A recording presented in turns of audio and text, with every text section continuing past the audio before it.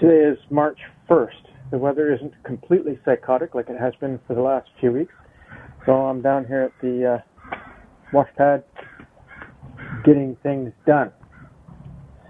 So today I'm going to reinstall one of my Zincs. And for those of you do-it-yourselfers who, like me, never done one before, well, I've got something interesting to show you. This is the tailpiece of my prop, and when I first took the old Zinc off, I just thought that this piece here was the end of the prop shaft itself and a nut to hold the propeller on, but it's not. It's a two-part Zinc, and this is actually brass. The shaft itself is steel, and this part here is brass. So when I bought them, the colored Zinc cost about $14 or something, which is about what I expected. But this one here cost me nearly $60 because of the two-part. It's got the brass nut and fitting over top, as well as the Zinc. So I'm going to see if I can reclaim that and get my money back, because don't spend money you don't need to, right? In the meantime, I'm going to put the color Zinc on. And you can see the steel of the prop shaft right there, and the color Zinc is going to go right there. The old Zinc is in a very rough shape. This is what the new donut looks like. It has a little copper bead in there. I guess that must be for electrical conductance or something. I'm not really sure. Don't really care. All I know is that the boat needs Zincs, so it's going to get Zincs.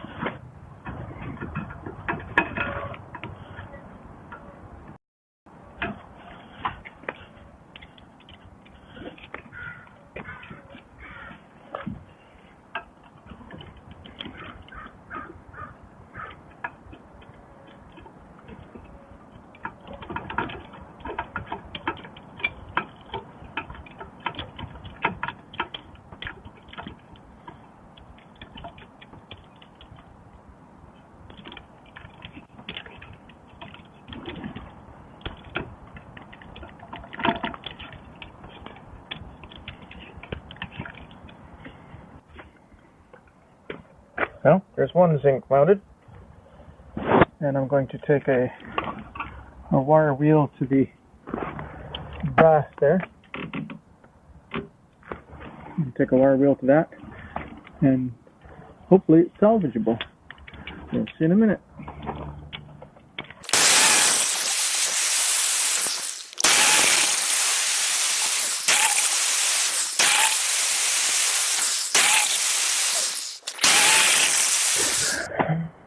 Well, that actually looks very good. The brass or bronze fitting is in still good shape. It's held onto the prop shaft itself with a cotter pin, and it holds the Zinc on with a little bolt through the end. So I don't have it with me today, but when I get my money back from the store, I will bring it in and put it on.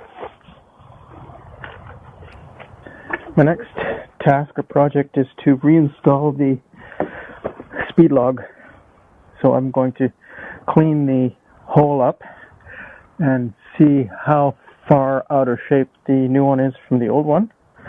I may have to fill that and re-drill it, or it might be just perfect. We'll find out in a minute. Stay tuned.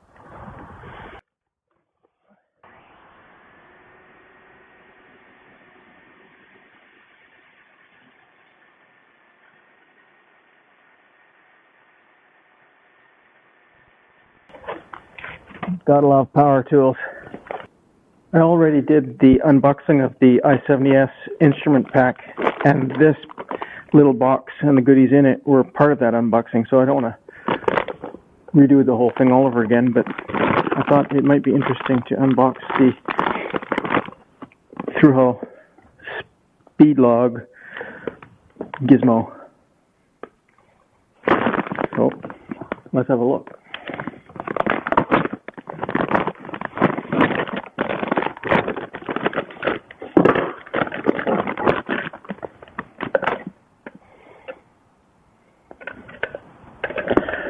Okay, that is simply a plug. You can take the electronic part out, put that part in as a blank, a plug, which means that this here will be our through hull. It is although it came with the Raymarine I-70 instrument pack, it is made by Airmar. The Airmar ABYC H27. So that looks like a fair-sized hole. So I may be doing some more drilling on the hull, which means I won't be putting that on tonight. A rubber washer and a nut. That goes on the inside. Thusly, got some connectors, some heat shrink.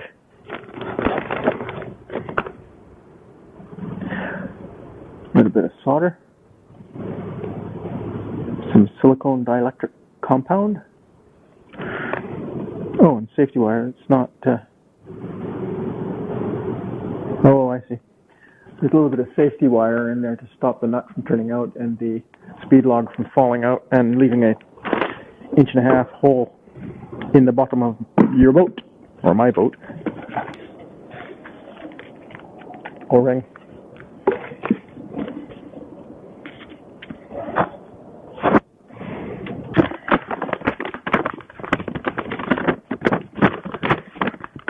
I think we should keep that. Instructions on how to wire the thing up. So it is indeed a transducer.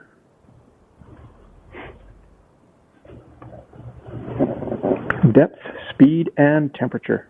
How awesome. We will hang on to that one. And before we do anything dumb, we will have a read of this one. So that apparently is a 2-inch.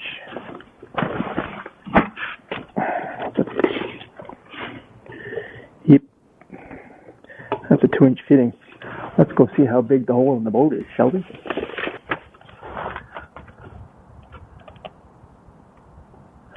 That is a 1.25-inch hole, which means I have to drill this out.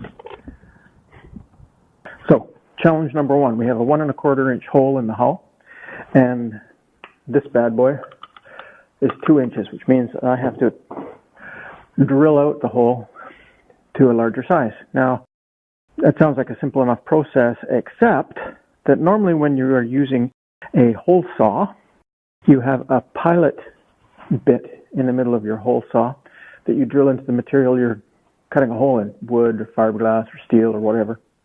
In this case, I have a 1.25-inch hole. I don't think that there is such thing as a 1.25-inch bit made for the inside of a hole saw. And on top of that, I might not even have a 2-inch hole saw. So I'm going to have a rummage through my toolbox here and see if I do. Stay tuned. So the long and the short of it is I do not have a 2-inch hole saw, nor do I have a 1.25-inch hole saw that I can fit inside it, which is what I was thinking of doing. If this was 1.25, this was 2-inch, put the 1.25 inside the 2-inch, voila, pilot hole saw. But that does not look like it's going to work. But I did manage to clean my locker out a bit, which is always a good thing.